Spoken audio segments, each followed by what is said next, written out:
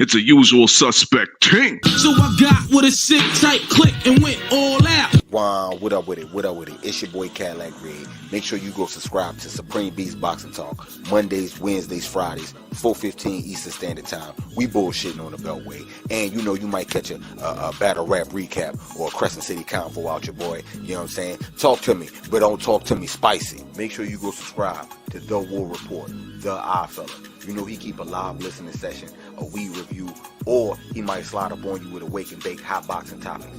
You already know what it is. And make sure you go subscribe to 503 Lion. You know we stay on the hunt. Early morning, midday, late night. Shit, even on the weekends you gonna catch a fight pray party. Shit, what content? Who got content? 503 got that content. Make sure you subscribe to the homie Jab Jamboree, Act Reacher, Sundays, 5 p.m. Night Court will be in session. And he'll pop up on you with a hot boxing topic or a battle rap preview. Trust in Judge Galvatron. He'll never steer you wrong. Make sure you go subscribe to Stay Ready Boxing TV. If he ain't giving you ringside views, he giving you ringside interviews. You already know if you can't find them, Google them. You ain't got to get ready if you stay ready. Make sure you go subscribe to Supreme Beast Boxing Talk with KG. You already know he's going to have sparring sessions and them interviews, though, on deck. It's only one underscore, but we still call him KG, though.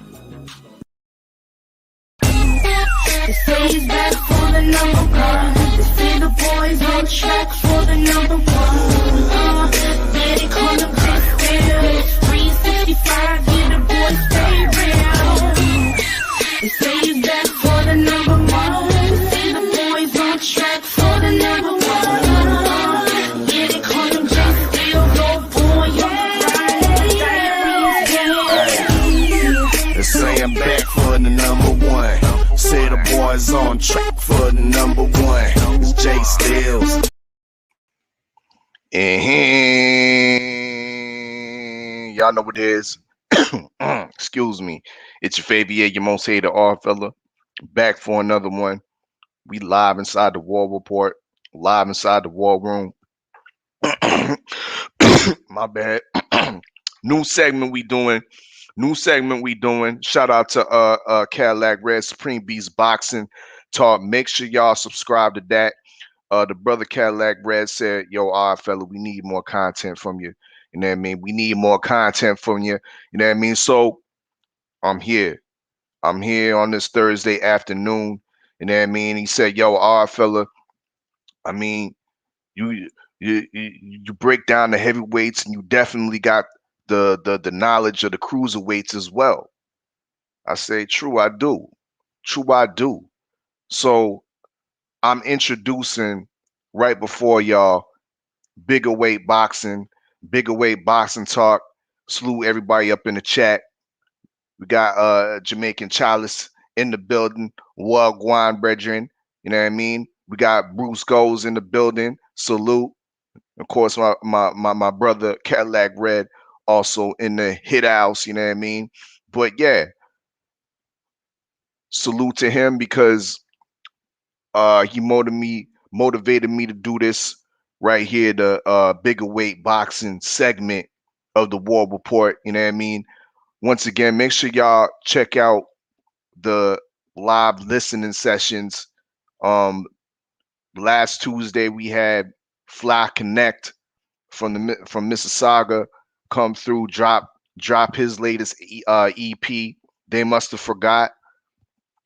Dopeness, straight dopeness. You know what I mean? So y'all go check out the replay. I got the timestamps and the chapters up so y'all can skip through the tracks and whatnot. You know what I mean? And it's easy peasy like that. But we got a lot to unpack with this bigger weight boxing. You know what I mean? I want to stick to the fights in July. And as you see in the background, we got the fights, the heavyweight fights up on the screen that are going down in this month. Unfortunately, I'm highly disappointed, and we gonna definitely get into it and break it down with Tyson Fury. You know what I mean? And the disappointment of the July 24th card. Not only with Tyson Fury and Deontay Wilder that fight being off, but the other heavyweight fights that have been put off and postponed as well. The other fights that have been postponed as well. May I say, the Adam Konauki against Robert Helenius rematch. Can I add the F.A. Ajagba against Frank Sanchez? Can I put a little bit of Big Baby Anderson against Vladimir Tereshkin? All that's canceled because of I can't even say irresponsibility of Tyson Fury, but I have to say the shenanigans from Tyson Fury have put all this to the stop. But we're gonna talk about, before we get into that real and cook real into that, we gonna get into some other heavyweight fights. Let me reiterate that this boxing segment is the bigger weight boxing.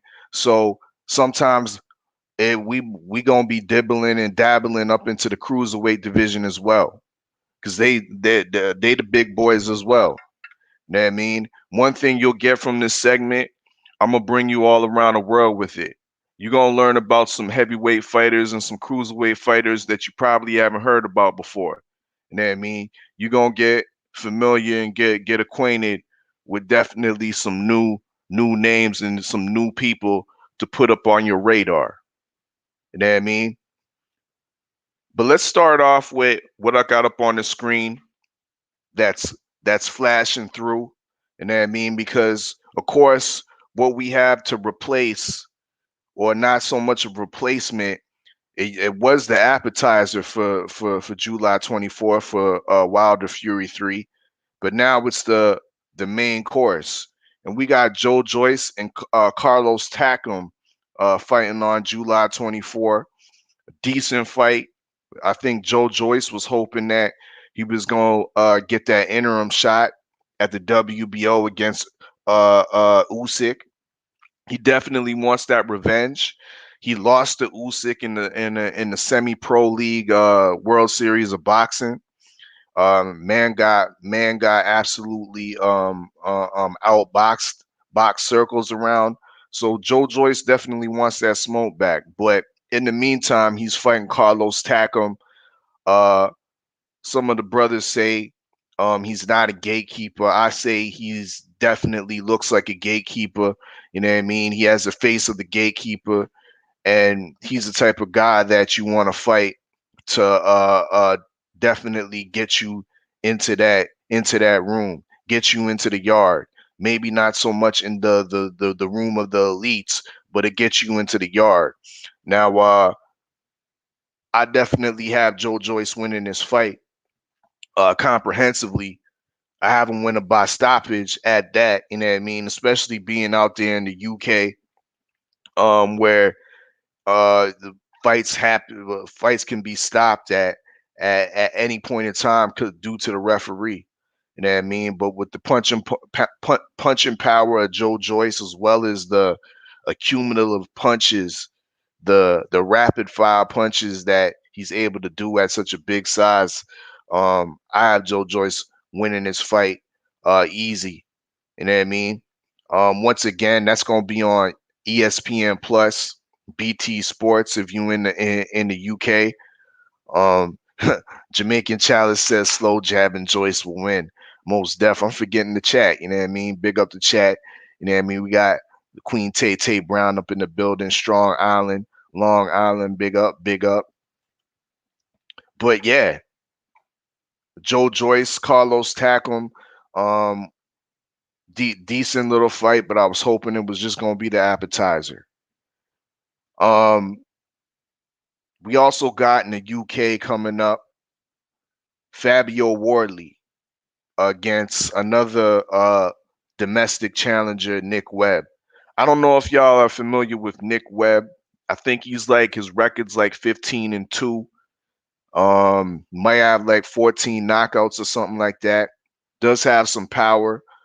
He's a bigger guy, 6'5", a little bit heavier set, but uh I'm not saying that he's gonna make it at a domestic level. Nick Webb is a domestic level type of fighter that doesn't have.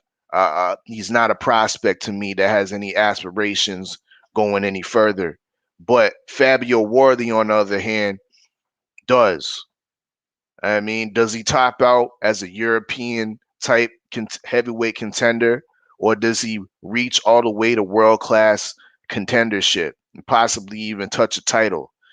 That remains to be seen. Um, a lot of people were kind of like thrown off by his last fight. He was hurt and wobbled against Eric Molina, the drummer boy.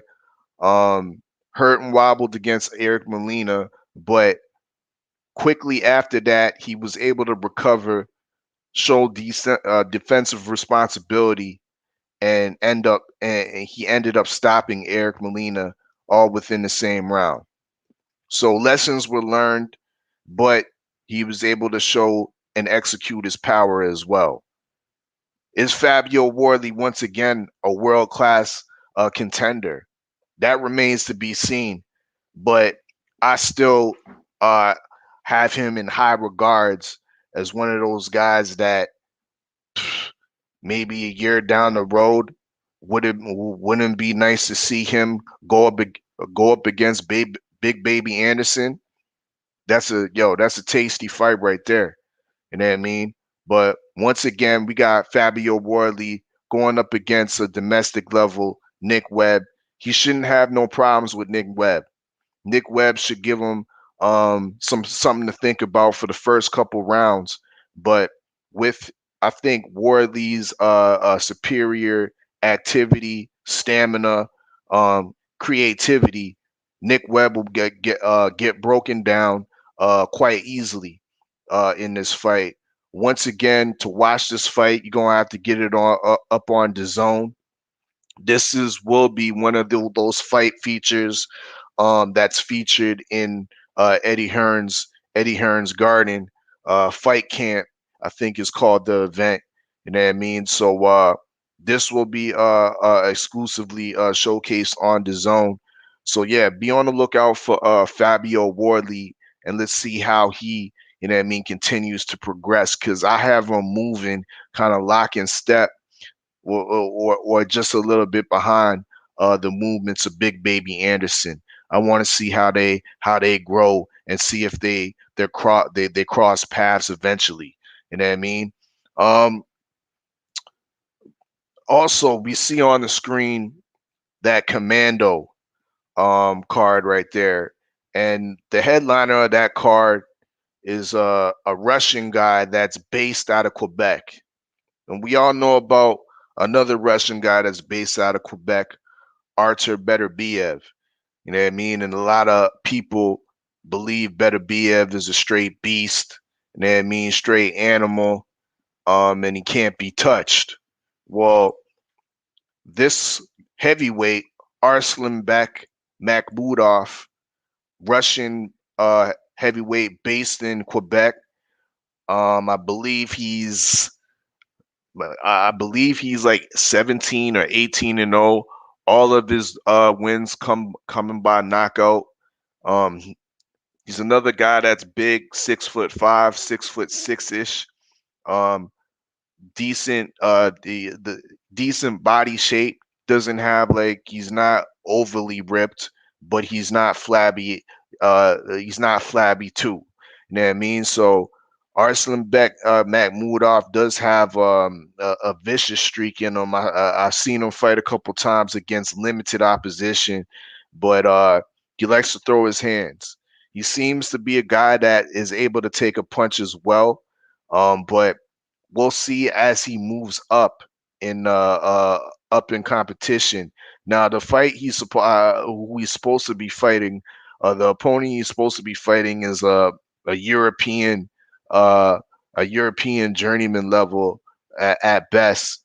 Pavel Sauer. He's been in there with guys with like Jarrell Big Baby Miller. I think has waxed them in like one round. Um, he's pretty much a trial horse for up and coming contenders. So this is what Makhmudov is getting with Pavel Sauer, another just another trial horse can not even just another trial horse journeyman, and he should be able to gobble him up in 2 rounds. This fight is going down in Mexico. I believe if you want to watch this fight, it's going to be on the zone as well. Um, this Canadian promotion, Eye the Tiger Management, they have I believe uh, a partnership with Golden Boy Promotions. So they're now doing a lot of fights in Mexico and vice versa. When you see the COVID restrictions start to loosen in Quebec, you'll start to see more Golden Boy fighters fight up in Montreal and fight up in Quebec and whatnot. So that's that's somewhat of the thinking behind that. Once again, Arslanbek Makhmudov, 18-0, I believe 18 KOs. I don't know if y'all was up on game a couple years back when his team I believe offered Wilder 10 million to come to Montreal to fight him, but we all know it was just clout. You know what I mean? Try to get the Russian fighters some name up in the boxing community, and what better way to do that than use Wilder's name? You know what I mean? So it is what it is. Um, Moving on to another fight that's coming up, I believe at the end of the month, end of July. One of my favorite heavyweights, up and coming heavyweights in the division. Um, he's the dark horse heavyweight, American heavyweight, I believe, that nobody really talks about. But this man got uh, uh, skills upon skills at at the heavyweight level. Um, he's big, has power. His last fight, we saw him stop Darmani Rock. Michael Polite Coffee is a guy that I highly rate. That's a real thing. Michael Polite Coffee is a guy that I highly rate, and I think uh niggas need to get up on Michael Polite Coffee and get familiar with the dude. Now he's gonna be fighting Gerald Washington, and funny thing is Gerald Washington is ranked higher in most sanctioned bodies and most publications rate Gerald Washington higher for some reason. But um the realism is that Michael Polite Coffee is on the upswing. He's on the upswing, and he's the fighter that we need to look out for. You know what I mean? And in this fight, I predict Michael Polite Coffee stopping Gerald Washington, probably even not even a stoppage, probably even a KO. The way Michael Polite Coffee is able to accurately land his punches, yeah, I think Gerald Washington's a sitting duck for a beautiful right hand for Michael Polite Coffee, and then enter him now into the top 20 into the heavyweight division officially once he gets that Gerald Washington win, when who I think is pretty much guaranteed. You know what I mean? But before we get into talk more and get in more into this Tyson Fury debacle, because it I got some small updates on what's going on, and of course, I'm gonna give you my opinion on the whole situation. Let's break down the rankings here and see what's really good in this heavyweight division. You know what I mean? Let's get acquainted with some of these names and some of these faces. You know what I mean? The site I'm using right now, you know what I mean, as a reference, is topheavyweights.com. You know what I mean? We might not agree with all of the rankings, but I believe that they're pretty accurate. to a certain degree, and I just like the way it's displayed in front of us. You know what I mean? It's easy to navigate through. So 30, we got Gerald Washington, of course. He gonna be fighting my guy Michael Polite Coffee, Dempsey King, Dempsey McKean. I know y'all niggas ain't heard about no Dempsey McKean before. Now he's the Australian heavyweight champion.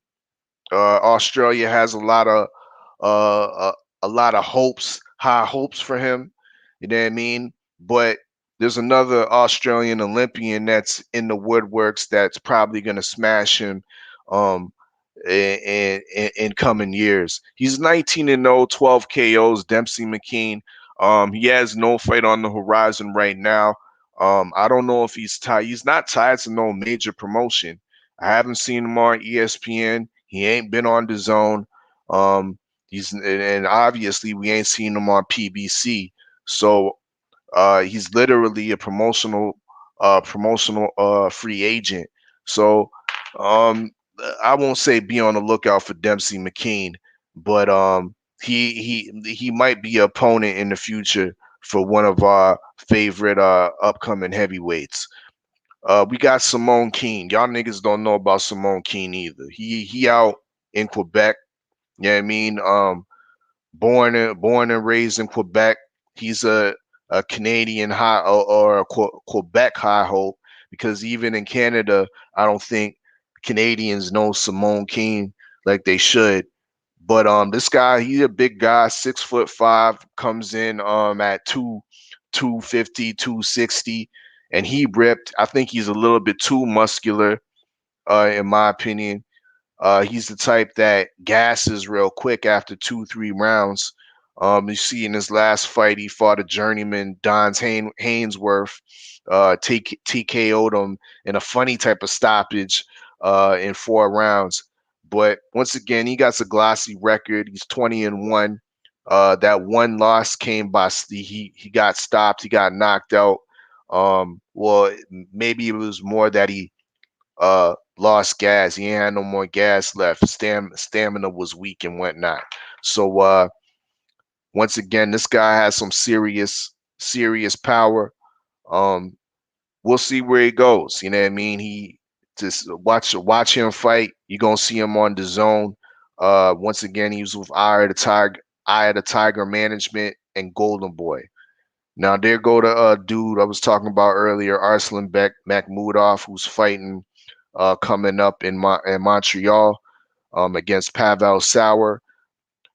I was egregiously wrong with his record. He's 11 and 0, 11 KOs. You know what I mean? Look out for him. German guy, Ajit Kabayel. He was rumored to face Tyson Fury back in December 5th on some cap shit. His last fight, he UD'd the perennial journeyman Kevin Johnson in a decent fight, but I watched it and he wasn't too impressive to me. We'll see where he goes next. He might be a future opponent for a guy like Tony Yoka or something like that. Ajit Kabayel is co-promoted by Top Rank and can be seen on ESPN Plus. 21 and 0, 13 KOs, decent boxing acumen, but doesn't have that one punch power. We know Huey Fury, 25 and 3. He's still relatively young, even though it seems like he's been around for so long. I think he's like 26, 27.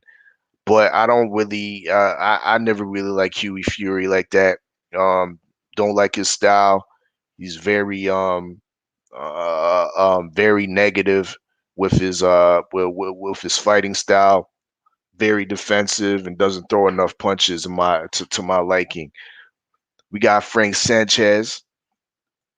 Now that's another fight that was disappointing that we can't be seeing, because Frank Sanchez was scheduled to fight F.A. Ajaba. Now, as we see it's being rescheduled to October 9th. Don't agree with that, but we're gonna speak on that a little bit later when we talk about that Tyson Fury shit because I believe there's some straight shenanigans going on. How it's rescheduled all the way to October 9th, 3 months later. But I digress. Frank Sanchez is a decent heavyweight, 6'4", flashy hand speed, decent power, 18 and 0, 13 KOs. We last watched them a technical decision on Nagy Aguilera. Aguilera was on some bullshit. He didn't want to get up in there with him after Sanchez start landing them combinations or landing them 1-2s on them and shit.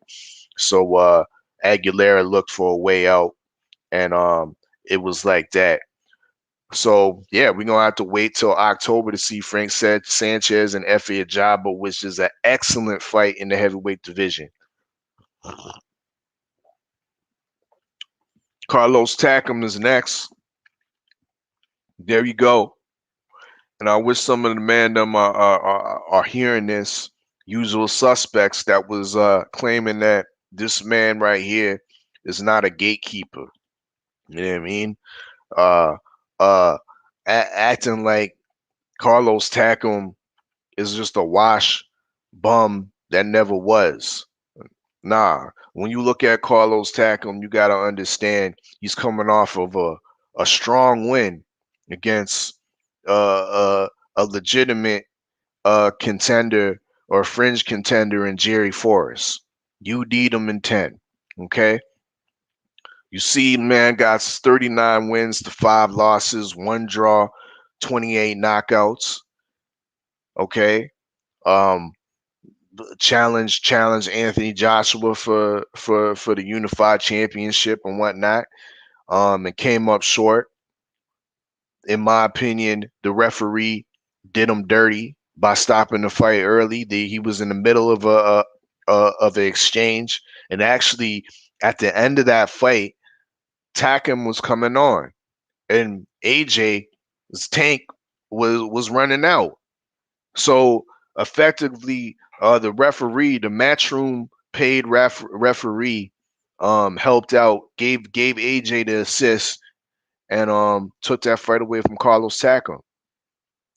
Once again, Carlos Takam is a decent level operator, decent level gatekeeper. You know what I mean? You got to have a decent game on to beat Carlos Takam, even at this stage of his career. We see next we got Marat Gassiev, 27 and 1, 20 KOs. Now, most of those KOs are in the cruiserweight division. You know what I mean? And we've yet to see him fight a real heavyweight. His last fight was in 2020, October of 2020, against Nuri Safari, and he's a cruiserweight. You know what I mean? Ended up stopping him in 1 round. He hasn't been active at all, but he has a fight. Definitely, he has a fight coming up July 22nd in Russia, and he's fighting a legitimate heavyweight, Michael Wallish. Wallish is he's been pretty much used up now. He was undefeated for a minute, and then all of a sudden he met guys like Joe Joyce and got stopped. I believe Danny Dubois might have Michael Wallish. No, sorry, Tony Yoka has stopped Michael Wallish as well. So now we're gonna see if Marat Gassiev can keep up that streak of decent level operators being able to stop Michael Wallish. Otto Wallin, Sweden's finest heavyweight. We last seen him give a boxing lesson to Dominique Brazil.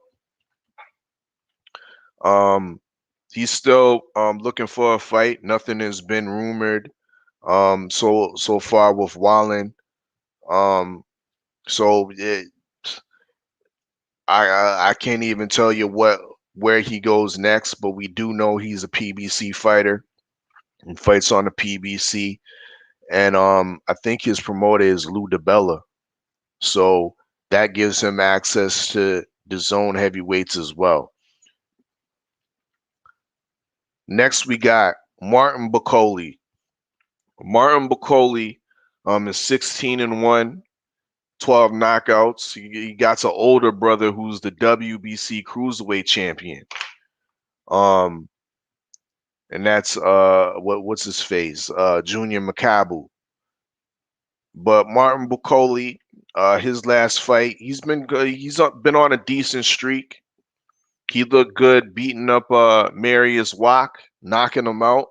Uh, more impressively than Jarrell Big Baby Miller did. Um, he just UD'd Sergey Kuzman. Sergey Kuzman's a decent level Russian with a good amateur pedigree. Um, his only stoppage was to Michael Hunter, and I'm hearing words that he wants that work back. He's trying to avenge that loss. He was rumored to fight Philip Hergovich. Hergovich is another guy highly rate, but the talks is that he turned that down, and is looking for a little bit more incentive to fight a risky fight like Philip Hergovich. So that's Martin Bacoli, a dangerous fighter, I believe. He's 6'5". He does have punching power and hand speed, but he's somewhat of a lumbering heavyweight. You know what I mean? Not the most the doesn't have the best foot movement. Balance is okay, but once again, he's very lumbering. Another lumbering heavyweight, we got Danny Dubois. Danny Dubois didn't look any much different to me in his last win against Bogdan Dinu, even though he did get Dinu out of there pretty quick, as opposed to other guys that are on a higher level than Dubois. Um, Time will tell how he progresses. You know what I mean? He just got with that new trainer. So we give it a couple more camps. Danny Dubois is still very young. Fighting on this Bogdan level, I think, is the right path to take. But I think there are rumors of Frank Warren trying to match up Danny Dubois with the American Reggie champion, WBA champion Trevor Bryan. And if they do that, I'm not mad at them. I'm not mad at Frank Warren if Danny Dubois fights Trevor Bryan, because I believe that's a very winnable fight for Danny Dubois. I don't have much regard for Trevor Bryan. Unfortunately, the undefeated American Reggie Belt champion. Um, Next, we got another resolute gatekeeper type, Derek Chisora. We seen him last in an ugly fight with Joseph Parker. Don't really got much to say about Derek. He's not to me a real factor. He's more of a opponent that you want to uh, test these up and comers with. Fa Ajaba, we all know about Fa, 15-0, 12 knockouts.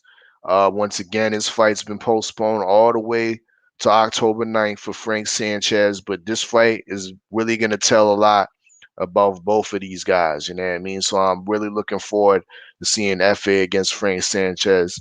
Fa, to be real, I think we're going to see some improvements. And I've been over in that Nigerian, some of them Nigerian boxing talk, and the word on the scene is from the Nigerians is that FA was putting them paws on Tyson Fury as well. It wasn't just Big Baby Anderson. FA put Tyson Fury on his pockets. You know what I mean? So we're gonna see in the upcoming fights, we're gonna see improvements from FA. Maybe not the speed is going to be there, but we're going to see, I think, better defensive movements, better head movement. Uh, he always had decent punch placement, but I think we'll just see better defensive movement from Efe Ajagba. His last fight, he knocked out Brian Howard spectacularly with the overhand right. So we can't forget about that. Um, Here we go, Adam Konauki. Last we seen him against Robert Helenius. It's another fight that was postponed due to Fury, but that's rescheduled.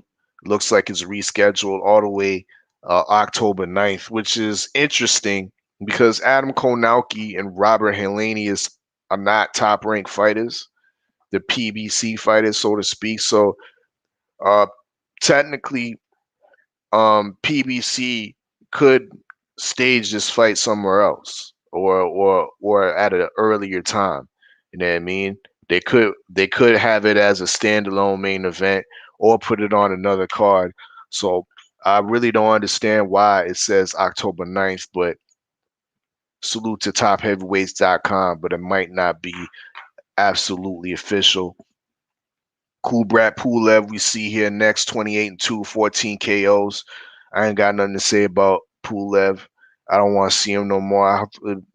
He had a decent career, you know what I mean? But after his performance against AJ, um, he doesn't have any chance to be no top tier contender. Here's another guy I highly rate, Filip Hrgović out of Croatia, 12-0, 10 KOs. We last seen him blasting out Rydell Booker, and he's at a decent level of journeyman opposition. Rydell Booker, Greg Corbin, he stopped Amir Mansour. So you also got Eric Molina as well. So he definitely has a style of a young Vitaly Klitschko. I'm telling y'all, be on the lookout for Filip Hrgović. A lot of guys are turning down fights, turning down eliminators. I believe he's ranked number 2 in the IBF or something like that. And Michael Hunter was the first to turn down the eliminator against Hrgović, and Martin Bakole was the second. So we're seeing the beginning of somewhat of a European boogeyman out here with Filip Hrgović. You know what I mean? I might be on exaggerating a little bit there, but yeah, it is what it is. A lot of these heavyweights are ducking the guy Philippe. Charles Martin, 28-2, 25 KOs. I'm intrigued with Charles Martin, and I hope he gets what he wants. And right now he's calling for the Dillian White fight. You know what I mean? Dillian White is looking to stage a fight over here in America. I'm hearing rumors of Jermaine Franklin, not feeling it. I'm also hearing rumors of a pay-per-view fight with Andy Ruiz Jr. I don't mind that. You know what I mean? I definitely don't mind that. But I agree with Charles Martin. I definitely rather see Charles Martin against Dillian White. You know what I mean? So be on the lookout for that. Charles Martin looked refreshed and rejuvenated against Gerald Washington, but Gerald Washington can give you that. You know what I mean? He got stopped you stopped Gerald in 6, but he looked in the best shape I've seen him in a long time. And he looked great with his counterpunching ability, and then ended up stopping Gerald in his last fight. So I'm intrigued once again to see what's going on with Charles Martin and see who he gets matched up with. You know what I mean? Up in the PBC. You know what I mean? Oh, my bad. I'm just rambling on, and don't see I got Cadillac Red up in the building, you know what I mean? But before you speak on anything, you know what I mean, I gotta play your intro. Shout out to Stay Ready, JTT, BSTB, 503, and everybody else in the LDBC. Oh yeah, and the motherfucking general. See, I smoke that West Coast Willow weed, so I call it that Cali Enigma, so ain't no thing for me to burn smoke. What it do, family? Yes, sir, man. Salute salute our fella. You know what I'm saying? I see you you putting that thing down, giving the people that content that they need. You know what I'm saying? Big ups for that. Trying to, bro. Trying to. I was about to get salty. Like, yo, bro. Like, well, what else? What more can I do for you, bro? What more can I do? Then you say, damn, nigga, you got them cruiserweights and heavyweights on lock, nigga. I'm like, yeah, I do. Yeah, I do got a little bit of knowledge. Yeah, so let me cook something up. Yeah, Let me man. cook something up. So, did you see anything? Did any of the heavyweights that I was speaking on the top 30 list of top heavyweights.com? Did any of them interest you? Yeah, it's a couple that interest me. But I'll go from where you at right now and talk about what you was talking about. Now you was talking about Gerald Washington against Charles Martin. I had forgot that fight happened until you just said about the fight. Yo, Charles Martin showed me something in that. You know what I'm saying? And he was able to get rid of him. Sitting at 13 where he at is kind of good. I just don't know who he could fight to move up.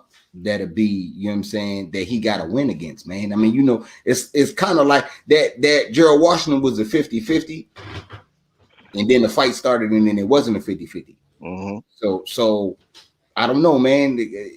He's very, I want to say he underrated, but is he? You know what I'm saying? I don't know, man. I don't know. He's definitely the enigma of the heavyweight division, Charles Martin. I can't say that for sure. I mean, that's why I say he's intriguing, because he kind of fell into the belt initially when he got that IBF belt when he fought Glaskov. You know what I mean? And Glaskov had that horrendous injury to his leg, I think in the first or the second round. And Charles Martin didn't even break a sweat and got the belt. Then we all know what happened in the next fight. He got lined up in the UK. He took the bread instead of going the other route with the American unification with Wilder, and he took the bigger check. Eddie Hearn paid a good bag, and boy sat down for it. You know what I mean? The boy sat down. So ever since then, people have been questioning not only his skills but his heart. You know what I mean? But after that Gerald Washington victory, the way physically he looked a lot better. It's the best I've ever seen him. And then inside the ring, his performance was great. He showed the defensive awareness. He set up Gerald Washington and then took him out of there like Gerald Washington didn't belong. You know what I mean? So if he can continue to do that against those type of tier opponents, Gerald Washington's a problem. I mean, Charles Martin, is a problem. You know what I mean, because he has all the attributes. He's 6'5", southpaw, heavyweight, fast hands, good left hand. Let me ask you this, Oddfella. Let me ask you this: Do Charles Martin take the slow route because he's been a champion already? Does he take the slow route and face opponents that he could beat, or do he face number 9, who I was just about to bring up? Do he face Ortiz, since Ortiz said he ain't want no weed smoke? Wow. That would be nice to see if they but to be real, I don't think he's gonna take that. Charles Martin. I don't see him wanting to fight Uncle Ortiz. Okay. Just like the rest of the 90% of the division don't want to fight Uncle Ortiz because he's too high risk, lower reward.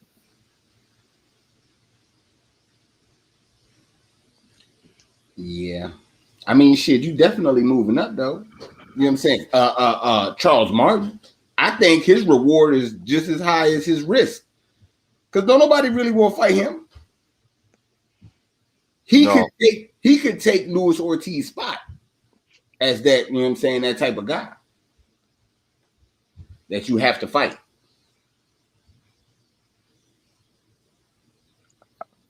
I just seen Michael Hunter's a possible opponent for him too. Yeah. That's a winnable fight in my opinion. But let's move on to this number 12, Tony Yoka out of France. And yo, another thing I like about this website, topheavyweights.com, they show you where like their background and their lineage is too. You know what I mean? So you see like Yoka's from France, but he's also I don't know if that's a Haitian flag or what, but I know that's a Congolese flag. So now we know Yoka got Congolese lineage. You know what I mean? Tony Yoka coming in at 10-0. He was the gold medalist for France. Back I don't remember particularly, but yeah. He's the most recent super heavyweight gold medalist, standing at 6'7". To me, he has like he's definitely honing it with Virgil Hunter, who also trained on Andre Ward from a youngin. His last fight, we seen him in there with a Belgian heavyweight, Joel Jecko, and he's able to stop the tricky Belgium in 12 rounds. In the last round, he's staying active, and he's scheduled to fight another undefeated European level Croatian, Peter Malas. Peter Malas got big smoke, big talks for Filip Hrgovic, his countryman. He hasn't got to fight yet, but he got to fight against Tony Yoka. I think he's like 15-0 with 13 KOs himself, but against very, very limited opposition. This fight's going down September 10th in Roland Garros, which is the major tennis stadium in Paris. You know what I mean? I always thought that's dope to have like boxing events in tennis stadiums because they're like the same. Like the tennis court's the same size as pretty much like the boxing ring and shit like that. So I like the way the Tony Yoka is moving through the European level type of opposition, cleaning out the European ops before he moves into the world class opposition. I'm hearing talks of his next fight after this being showcased in the States exclusively on ESPN. So yeah, Tony Yoka is definitely one to look out for. He has been stopped before in the World Series of Boxing by a guy named Ali Demirijan. You know what I mean? So there is questions about his chin, but he has an excellent defense. High guard, moves his head slightly, uses subtle angles and whatnot. It's going to be hard to really crack Tony Yoka and knock him out. What you think about Tony Yoka, Red? I think Tony Yoka. How old is Tony Yoka? I think he about like 28, 29. See, he a little bit older because to me, I feel like Tony Yoka and Big Baby Anderson is Wilder and AJ all over again. You know what I'm saying? I think Tony got the goods, man. You know what I'm saying? So I'm interested to see what he do. If they bring him to America and they bring him over here the right way, yo, I'm telling you, like the sky could be the limit for this dude. You know what I'm saying? Whereas though everybody else gonna have some type of work with him. I mean, I really think, man, you know what I'm saying? Like to me, man, as far as the guys internationally, yeah, he the guy, man. He the guy, man. That's who I would say, you know what I'm saying, is gonna be the one to carry the torch after AJ gone. It's gonna be somebody like Tony Yoka. He's not gonna get as much love as he should because he's French. You know what I'm saying? But maybe France might show him big love, and you know what I'm saying? We could put that dumbass UK shit to rest. I mean, he getting big love in France already, bro. That's why he like exclusively fighting there. He already beat what's his name? Johan Duhapa. Yeah, I remember that. Yeah, I mean, Duhapa gave Wilder some work. You know what I mean? Previously before when he was a little bit fresher. But yeah, Yoka gave him the business. Sold out arena in France. You know what I mean? Yeah, Yoka been headlining over there, dog. You know what I mean? So he has and he has a world class wife as well. His wife is interim champion, about to fight for a championship as well. I think she got some type of gold. She might have a gold or a silver medalist. But yeah, What weight class she fight at? Hmm? What weight class does she fight at? In the lower weights. I can't remember if it maybe maybe a featherweight. I think her name is Estelle Yoka Mosley. Okay. Hmm. Number 11, Robert Helenius, 30-3, 19 KOs. Robert Helenius has had like kind of a up and down career. Um, at one point he was looking washed when he lost against Dillian White. When that fight originally happened, I actually had Helenius winning that fight. You know what I mean? I thought he was going to win that fight, but there's two different type of Helenius that comes out, and sometimes you'll see that guy against Dillian White, and then other times you'll see that guy who beat the brakes off of Adam Konauki. Which guy will we see in the rematch? Uh, I'm leading towards the guy that we saw in the first fight with Konauki. I think Robert Helenius, like Charles Martin, is refreshed and rejuvenated. You know what I mean? And he got a nice taste of a victory on a big scale on a national stage when he stopped Adam Konauki last year. You know what I mean? March 7th, 2020, in that four round firefight in Brooklyn. I think Adam Konauki's gonna make it last longer, make some adjustments. But at the end of the day, I think Robert Helenius is going to use his length and his boxing skills to outpoint Adam Konauki. Adam Konauki does have a puncher's chance. Once again, Helenius has been stopped, I think, on multiple occasions. So there is that possibility as well. But I think Robert Helenius has the tools to beat a guy that really doesn't have much more than the plan A with Adam Konauki. All he does is come forward, and get hit. What you think about that fight, Red? My bad. Okay, so I agree with you 100%. You don't know which Helenius you gonna get. You don't know if you gonna get Robert, or you don't know if you gonna get the Nordic Nightmare. You know what I'm saying? The Nordic Nightmare. Oh yeah, he got some shit with him. That nigga Robert stinks. You know what I'm saying? So you just don't know. I think he's. I don't think he's that good, but he has all the attributes to beat Kaunaki. That's what I think that is as well. Mm-hmm. He's way more agile than Kaunaki. You know what I'm saying? And I think that's what happened the first fight and what's going to wind up getting Kaunaki fucked up again is Helenius' agility. You know what I'm saying? That's to me what I've seen. Now, as far as this fight, I mean, like, I don't know if the fight gonna happen the way motherfucking Tyson Fury been going. So who knows? You know what I'm saying? But if I had to pick a winner, you know what I'm saying, I would go with the Nordic Nightmare. You know what I'm saying?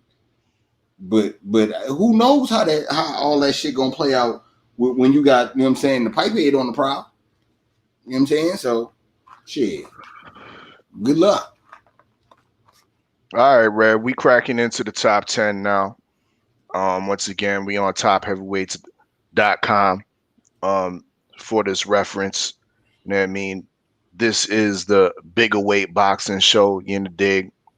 You are live inside the war room. Make sure y'all smash the like button and subscribe if you haven't subscribed. Number 10, we got Joe Joyce. And it was interesting to me to see that Joe Joyce is actually, he has some Nigerian ancestry in him as well. You know what I mean? So big up Joe Joyce, all my super Eagles out there. Joe Joyce comes in with a record of 12-0, 11 KOs. He was last seen jabbing to death, and Danny Dubois was forced to bend the knee. You know what I mean? Live on TV. That was a very much anticipated fight. You know what I mean? Especially over there in UK. It's good to see two highly touted heavyweight prospects put it all on the line when they're undefeated, and we seen that. Joe Joyce came out the victor. July 24th, once again, my barbecue had to get rearranged, and now they will be the main event for my barbecue. Joe Joyce against Carlos Takam. I spoke on this earlier. I got Joe Joyce winning this fight with ease. What you got on this, Red? And what you got on Joe Joyce? Okay, I don't know if I said this, you know what I'm saying? And I'm going to do a quick little story time. Jamaican Challenge going to like this. You know what I'm saying? Okay, so we went to Jamaica for my sister's wedding. You know what I'm saying? So we on a resort, and me, my mom, you know what I'm saying, my stepdad, my cousin, we all went out, you know what I'm saying? We went out to this restaurant. It's on the resort. So you know the waiter come out, you know what I'm saying? We order our food, you know what I'm saying? We waiting on the food to get cooked. This nigga tell us about how this appetizer gonna be. He said the appetizer, he oversold the appetizers, right? I'm gonna be back with your appetizer in a second, son. Man, do you know what the appetizer was, Oddfella? They give you some festivals or something? Man, nah. It was a wing and a ring. They gave me one onion ring and one fucking chicken wing. Talk about being pissed. And that's just how I feel about this Joe Joyce fight. You know what I'm saying? Now I'm gonna eat the wing. I'm gonna eat the wing. I'm gonna watch the fight. I thought you was gonna get some Jamaican, you know what I mean, some Jamaican parfait or something like that. And you talking about an onion ring and a lonely a chicken strip. No, not a strip, a chicken wing. Oh, a wing. I had the drumstick. Was that at least the drumlet? Yeah, I had the drumlet. But everybody didn't get the drumlet. Some people got the flat. Yeah, that's what I feel. That's how I feel about, you know what I'm saying? That's how I feel about this fight. They expected you to eat the bones. I don't know what they expected. They expect for me to eat on that and forget that they take it forever with the food I just ordered. Nigga, just snack on this. Yeah, just snack on this. That's what Joe Joyce and them do. That's what BT Sports is doing. Just go ahead and snack on this. Don't worry about the fight. It tastes good, don't it? Yeah, you know what I'm saying?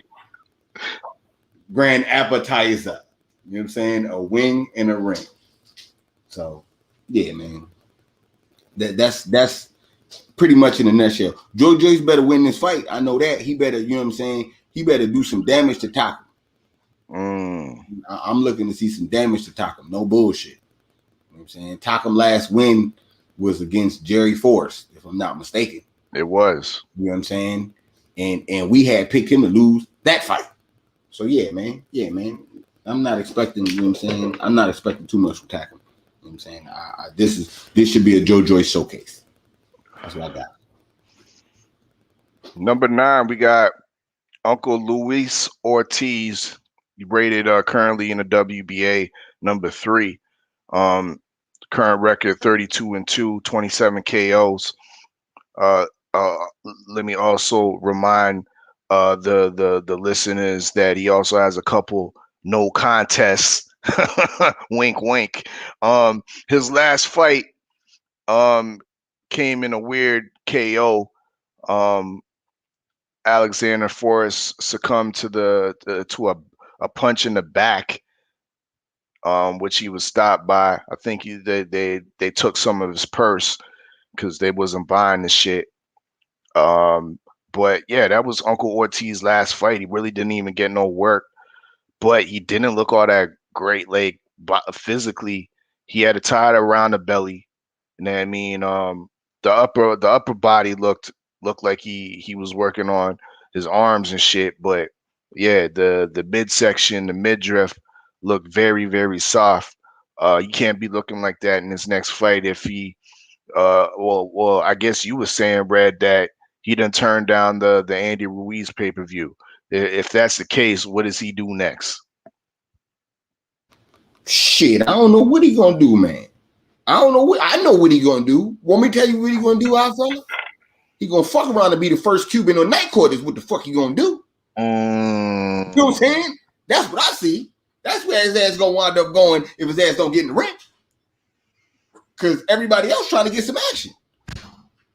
I'm hearing it's reports Dillian White gonna fight Andy Ruiz because Luis Ortiz said no. This is the second big fight that I didn't see a nigga turn down. Mm-hmm. Because I seen him because you showed they turned down that AJ fight. Yeah.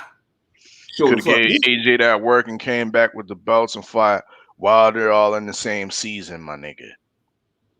Yeah.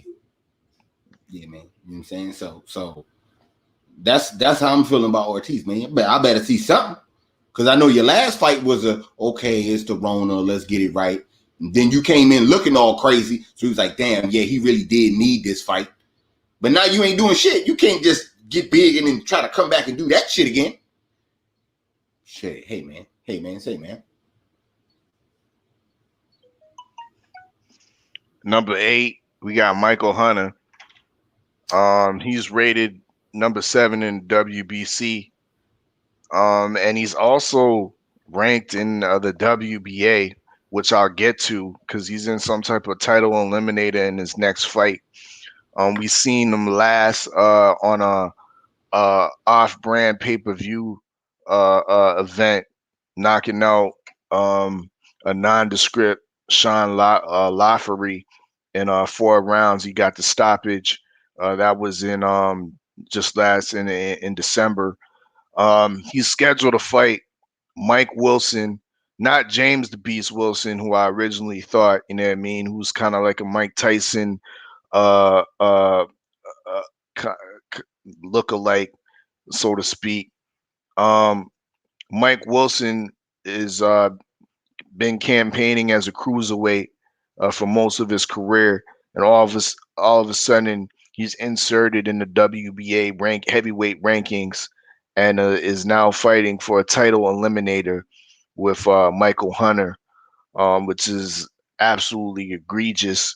But this will be the first fight on Michael Hunter's 3-fight contract with Triller.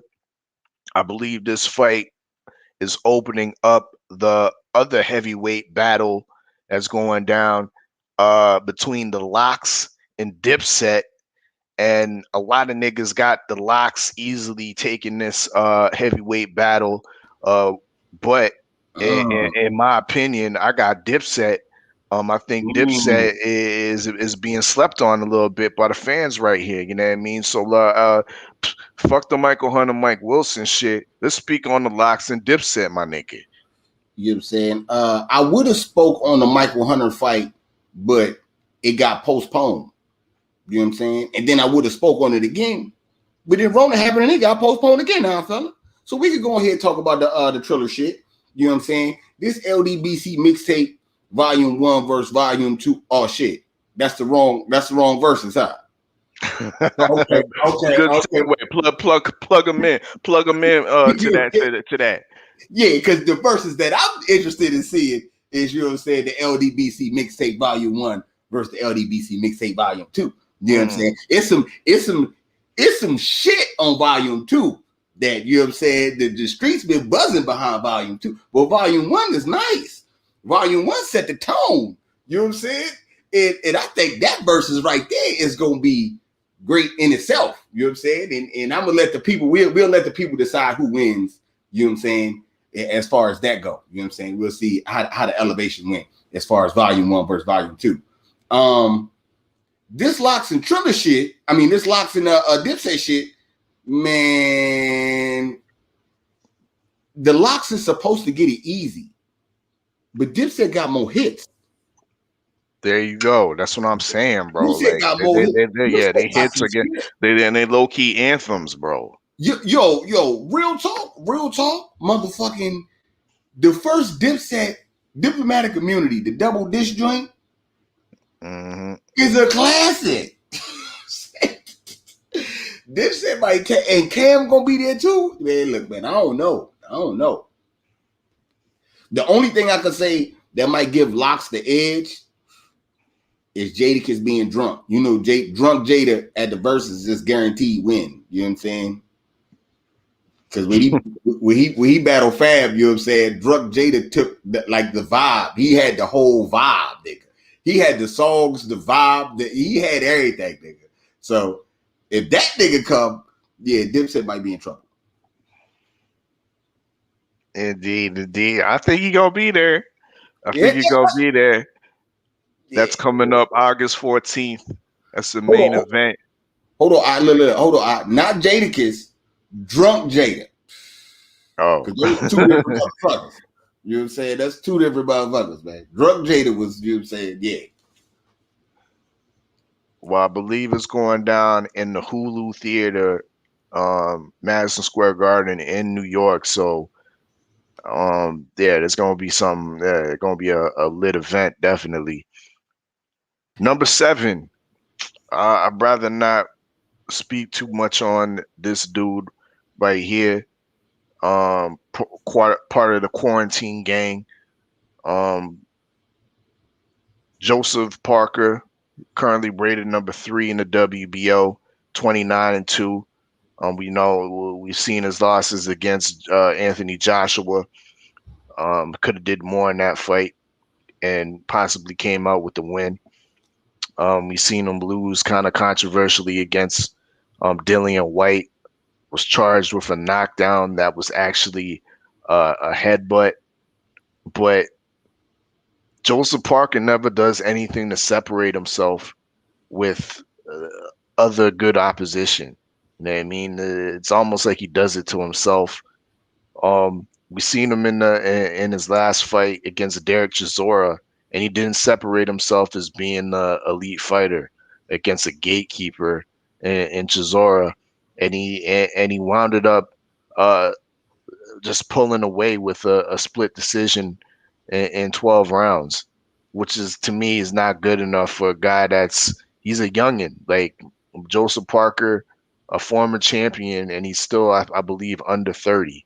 You know what I mean? But it's almost looking like the dude is plateaued, and we're not going to get anything better from Joseph Parker than what we've seen. In fact, I think the dude has regressed since the times when he just before he fought Andy Ruiz Jr. and whatnot. He hasn't been looking like that same Joseph Parker that was looking like a championship with some type of lasting lasting future. But what you think about Joseph Parker? Man, I think the heavyweight topheavyweights.com loses a little bit of credibility because they don't have the other flag for his lineage and shit. You know what I'm saying? You know that flag, that pussy hole flag. You know what I'm saying? Because that's what this dude is, man. I've been salty with this nigga ever since he dodged Wilder, man. You know what I'm saying? Ever since the Duck of Wilder, man, I ain't really been feeling him, man. You know what I'm saying? I said this shit yesterday, man. He ain't showed no fucking super mutant shit from the spider bite yet. You supposed to, you know what I'm saying, come up after that. Nah, this nigga, man, same old shit. So, I don't know, man. I ain't feeling this nigga, man. We go ahead to the next one, man. Fuck. Alexander Usyk. I'm not a big believer in Usyk myself. We still have to give him his props for going undisputed at cruiserweight.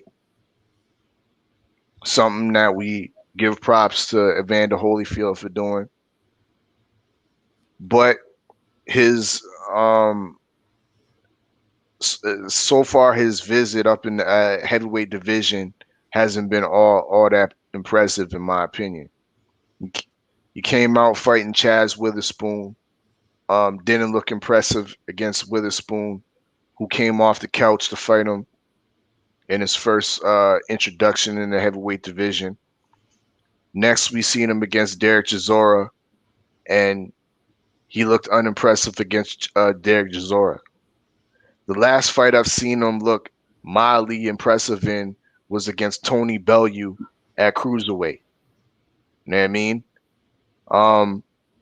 To think he has a chance against AJ, I don't think he does. Because you say he has a puncher's chance, he doesn't have the punching power. You know what I mean?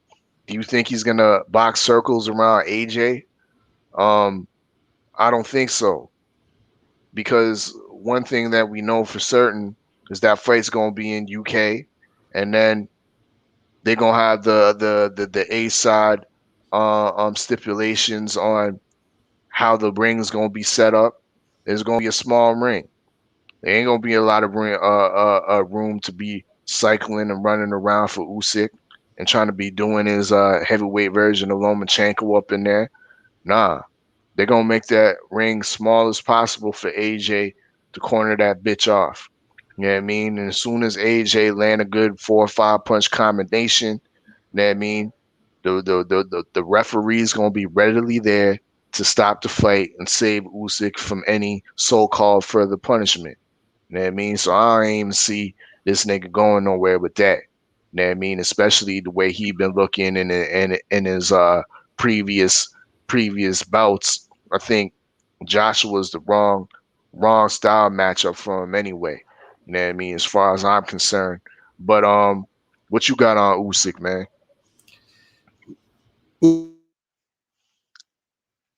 Usyk make it easy for me to shit on Josh Taylor. That's why Josh Taylor not number 1 at 140. You know what I'm saying? Because the niggas like Usyk. You know what I'm saying? He make going undisputed not cool. Because look at him, man. You know what I'm saying? He still ain't got his championship fight from the WBO. You know what I'm saying? Nigga like Bud got that shit in the first fight. He done had 2 fights. And they both been underwhelming. You know what I'm saying? I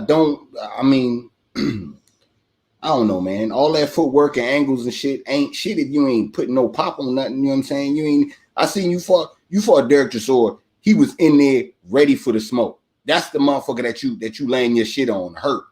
And you ain't do none of that. You just danced around him the whole time. You know what I'm saying? I don't know, man.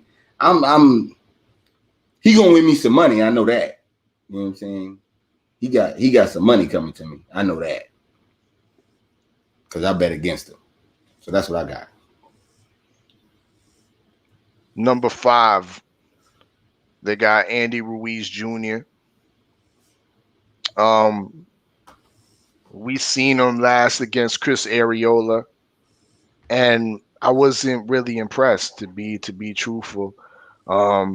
He did lose some weight, but I was surprised that Arreola was able to hurt him on multiple occasions. You know what I mean? And I don't know if that's so much of the styles make fights, or is the Arreola was just at his best. You know what I mean? It was his last hurrah pay-per-view against a largely Mexican fan base. And you saw the best out of Arreola in that fight. Or was it exposure of Andy Ruiz? This is what we're going to see to come against other top level opposition? Was the weight loss a little bit too much for him, where he lost some punch resistance? Is the question. Who is he going to fight next? Talks about Luis Ortiz. That doesn't look like it's happening. We also hear possibility of Dillian White. I don't mind seeing that fight neither. What you think about this, Red? His last performance against Arreola, and where you think he's going next? Definitely going to be on PBC pay-per-view. But who you think is going to be the opponent? I'm hoping for Dillian White. I ain't even gonna lie. I'm waiting for that. And I ain't gonna, man. Andy Ruiz, man, I like you better when you was fat, nigga. When you was, I like the fat Andy. You know what I'm saying? Ain't nothing wrong with being fat, nigga. You was moving good. You was moving faster. You know what I'm saying? You was able to take a punch. Like, I don't know, man. I don't know. I just can't. You know what I'm saying? I can't. Dillian White might whip this nigga ass. He get caught with a left hook from Dillian White. Being little, it's gonna hurt. You know what I'm saying? So I don't know, man. I don't know, but I want to see that fight though. We gonna find out which buffer for which champ is better. I tell you that. You know what I'm saying? For sure. And if Dillian White loses this fight, I don't want to hear nothing about nothing for no title shot, no nothing ever. Andy Ruiz gonna be getting your championship fight that you've been waiting 800 days for. You know what I'm saying? Yeah, Andy gonna be getting that because they definitely gonna run off smooth, clean with that, and Mauricio gonna let him. You know what I'm saying? Mauricio gonna be hyped to have a Mexican champ. So yeah, now I'm hyped for that. Indeed. Number 4, we got, speaking of which, Dillian White. Once again, I wouldn't mind seeing that fight. I don't like Dillian White, but I have to give him. I found a new kind of respect for Dillian White. Digging up some old videos of Dillian White and seeing that he has the ability to actually fight in the octagon. You know what I mean, he has one fight in the octagon, and I think he has a bunch of like lower tier kickboxing fights and whatnot. But yeah, he was kicking the shit out of some of these niggas. You know what I mean? And I wouldn't. There was a couple weeks back. It might have been last week. Something came up with a beef between him and Rampage Jackson. I mean, now fuck the Andy Ruiz fight. I want to see him again. I want to see him against Rampage Jackson in a boxing and then an MMA fight. You know what I mean? That's something that's just too right. But I would love to see that shit. You know what I mean? Yeah. I mean, you know, shit. I think Rampage is a little bit too old though, man. Dillian White way younger than him. You know what I'm saying? He Rampage insane. You know what I'm saying? He way long in the tooth for that type of shit. You know what I'm saying? If it was just MMA, I'd probably take that, but I probably wouldn't even want to see that because I know Rampage too old. But I don't know, man. I just thought all that shit was funny though. You know, I got a laugh out of it, and I definitely believed it. You know what I'm saying? So yeah. You know what I'm saying? I think it's funny how the nigga got the Irish flag underneath that motherfucker, man. That's what I think is funny. That part. Indeed. Well, we're gonna have to break it down backstage, you know what I mean? Yeah. And I'll give you a lesson on the Black Irish. But moving on to who they got is number 3. Deontay Wilder. You know what I mean? Of course, we're all disappointed that the fight's not happening July 24th. But the major question is what should he do next? Should he wait it out? Because these niggas are making it seem. We got Top Rank and ESPN reporting that the fight is being rescheduled for October the 9th. We see here on the website they have that same date as well. These fights are being rescheduled for October the 9th. But we also know that the arbitration expiry date for this contract expires in, I believe, mid-September. So what is we doing here? Let's put our Team Wilder caps on and pretend that we're the advisors that are laying out the next move. You know what I mean?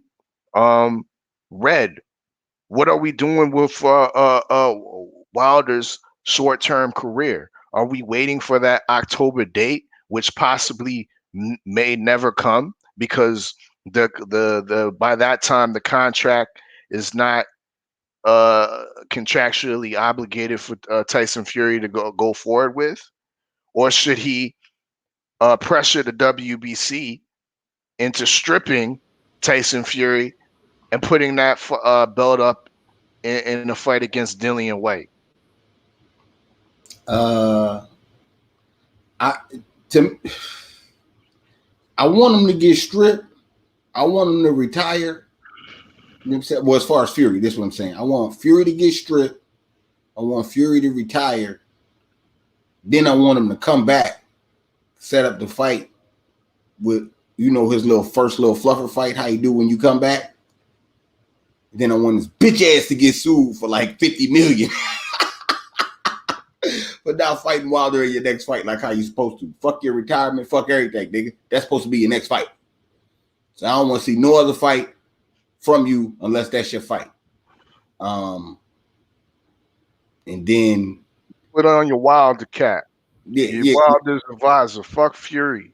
Oh, okay. Oh, as far as advisor, what man? Look,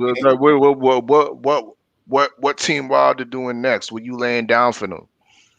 Okay. The fight been postponed. You know what I'm saying? We're gonna do everything on that date. We'll do it on the 9th, and if anything go wrong, we'll act like you didn't honor it. It is no more extensions. There's nothing on nothing. So your ass really get the Rona, you're fighting with the Rona, nigga. You know what I'm saying? Like, I don't give a fuck about none of that shit. After this next date, it's no more none of that. And me being an advisor, I'm putting big pressure on the WBC. Big pressure. Because there hasn't been a heavyweight championship fight in a year and some change now. You know what I'm saying? So all my pressure, I'm telling Wilder, and I'm keeping cool to do his thing, stay training, stay ready, you know what I'm saying, and all that shit. But nigga, I'm acting like Dame Dash in them boardrooms. Remember back in the days how Dame Dash used to go into them Jones acting ass for the Rock? That's what I'm doing to the WBC. Every fucking day, I'm in this shit. You know what I'm saying? Like, yo, nah, Slim. I need it in writing, and I need it in writing again. I need it in writing that you ain't gonna give nothing to the nigga for doing all this shit. I need everything. I need it all. Because this is bullshit. You know what I'm saying? You out here acting like you need money, bitch. You out here putting your mouth on everything for sanctioning fees, and we already know who make all the fucking money, bitch. You know what I'm saying? This nigga ain't bringing you shit. He ain't bring you nothing. But more motherfucking problems. We know who the money is. You know what I'm saying? We know where the money at. We know who got the real fans. So stop fucking playing and do what's right. Nah, don't be lenient towards Wilder. Don't be lenient towards us. We don't want your leniency, motherfucker. Do what's right. And if you feel it's right to strip him until further notice, you do that. If you feel like you want put a old fuck ass champion recess until he come back, you do that. But you make sure when I win the belt and he finish his little recess, he gotta come see me. That's what you do. Or you fucking just take it all away from. But you gonna do something, nigga.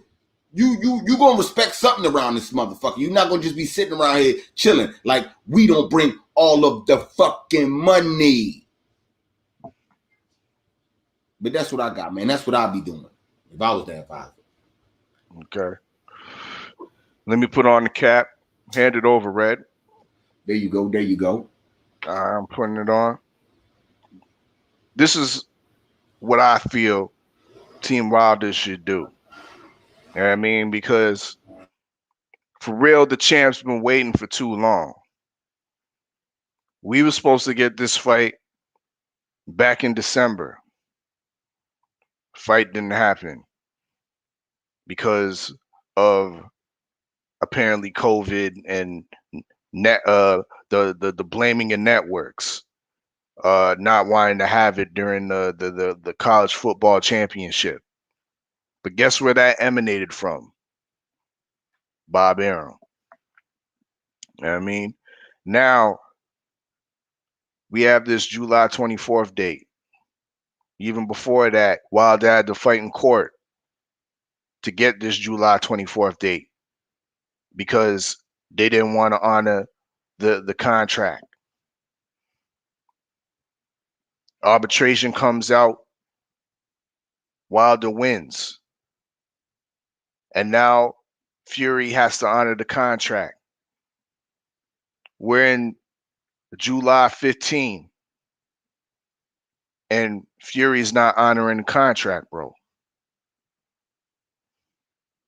Why do we expect him to honor the contract for October 9th when he keeps dishonoring the contract one time after another time after another? We've seen this pattern from Fury in the Klitschko saga, and we still cannot learn our lesson from that. Extended another 3 months, taking it past over 2 years, the champ hasn't been in the ring. I don't think that's the logical step to wait on the king of the Gyppers, the Gypsy King.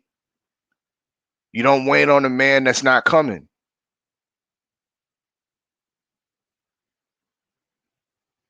He's not interested in this Deontay Wilder fight. This man is supposed to have legitimately have COVID. Reports from mainstream media are falsely reporting that this man is tested positive and he has COVID. But yet, we see him at the car dealership. But yet, we see him at the casino, posing up for pictures. Casino late night, ready to go to a party. But this is a man 4 days ago tested positive for COVID, reported by all mainstream media, reported by this guy, Bob Arum. The damn devil. Instead of ESPN reporting on this man's so-called violations because he's supposed to have COVID and he's supposed to be quarantining and not out and about buying cars and out at the casino with no mask on and shit, not social distancing or nothing. They out giving this man an award. They out giving him ESPYs, Fighter 2021. And the nigga ain't even fought one fight yet. He ain't even fought one fight in the year, but they giving him Fighter of the Year.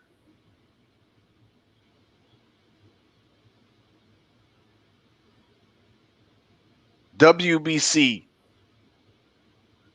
we're knocking on your door because this man needs to be stripped. These are too many violations. This is 2 years now that have passed, that are going to pass, that this man hasn't defended the WBC belt. Now, as me being the advisor, we don't want to be reinstated. We want to fight for that belt. We understand that Dillian, the blouse snatcher White, is the interim champion. So we want that belt put up, the world belt put up against him. because we can't be waiting on a guy once again that's not coming around.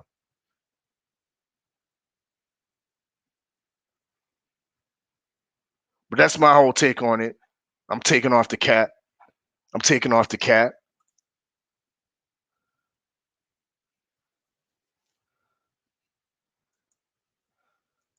Big up everybody in the chat. Shade Girl 85, Jamaican Chalice.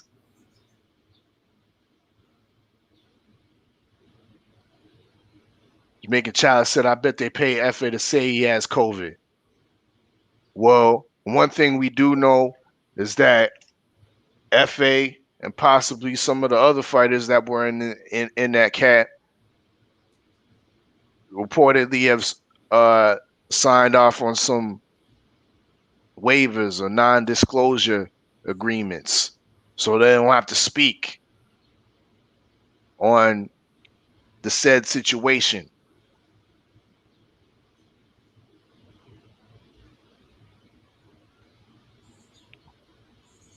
But yeah, man. Once again, I got to reiterate, Tyson Fury's out here violating, not telling the truth, whether he has it or not, whether he has it, he's out here violating by not social distancing and not quarantining. If he doesn't have it, then that's another violation, criminal action in many jurisdictions by perpetrating like you have COVID. And this is supposed to be a professional, a model, a champion. WBC, you need to wake up and see that this man can't be representing your belt.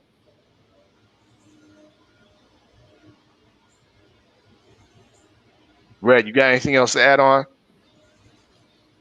Nah, man. I mean, like I said, man, even when he represents your belt, he don't bring no money.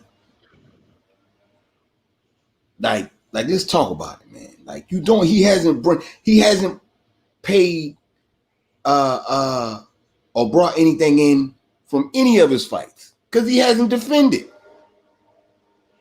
So I don't know, man. To me, man, I'm just through with the nigga. I'm ready for the vacate, man. I'm ready to bust open the Fury pack and burn it the fuck down. You already know how we do, man. Indeed. Big up Kano Local Sports passing through. You know what I mean? Check him and L Dub out. You know what I mean? Definitely some dope boxing talk over there. Once again, big up everybody in the chat. Indeed, it's a usual suspect ting. Red, give him some last words. What's going on? Once again, bullshit on the Beltway Friday, right? Yes, sir. You already know, man. 4:15 Eastern Standard Time tomorrow, man. We bullshitting on the Beltway. We're gonna be definitely talking about this Charlo fight. We're gonna do the pick'ems, and I know for sure, for shit show, we're gonna get some Texas drip. That's what's up. Big up 5039. Strength and guidance on your on route to San Antonio to watch the big undisputed fight at 154 between Mel Charlo and Brian Castano. I have it a draw, you know what I mean? But once again, we're going to get into that tomorrow, bullshitting on the Beltway, 4:15 Eastern time, you know what I mean? And it's going down. Once again, big up to everybody that came through. Salute to everybody in the chat. Make sure y'all check out my previous listening sessions. Fly Connect, he dropped some fire on Tuesday. You know what I mean? So yeah, go review and check out all that shit. Fly Connect, Joseph Calloway. We got some more of the generals on the come up. You know what I mean? So be on the lookout for that. But y'all know what it is. It's your favorite, yet your most hated Oddfella. Salute to the whole LDBC. And I'm Gizzo. It's a usual suspect ting. So I got with a sick tight click and went all out. Wagwan, what up with it? What up with it? It's your boy Cadillac Red. Make sure you go subscribe to Supreme Beats Boxing Talk. Mondays, Wednesdays, Fridays, 4:15 Eastern Standard Time. We bullshitting on the Beltway. And you know you might catch a battle rap recap or a Crescent City convo out your boy. You know what I'm saying? Talk to me, but don't talk to me spicy. Make sure you go subscribe to The War Report, The Oddfella. You know he keep a live listening session, a weed review, or he might slide up on you with a wake and bake hot boxing topics. You already know what it is. And make sure you go subscribe to 503 Lion. You know we stay on the hunt. Early morning, midday, late night, shit. Even on the weekends, you gonna catch a fight pray party. Shit, what content? Who got content? 503 got that content. Make sure you subscribe to the homie Jab Jamboree, Act Reacher, Sundays, 5 p.m. Night Court will be in session. And he'll pop up on you with a hot boxing topic or a battle rap preview. Trust in Judge Galvatron. He'll never steer you wrong. Make sure you go subscribe to Stay Ready Boxing TV. If he ain't giving you ringside views, he giving you ringside interviews. You already know if you can't find them, Google them. You ain't got to get ready if you stay ready. Make sure you go subscribe to Supreme Beats Boxing Talk with KG. You already know he's going to have sparring sessions and them interviews though on deck. It's only one underscore, but we still call him KG though.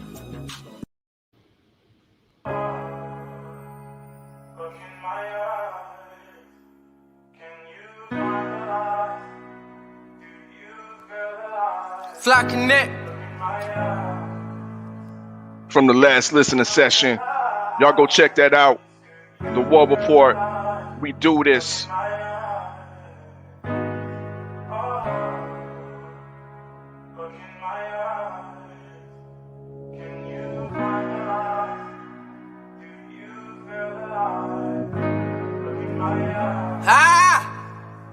Let's go.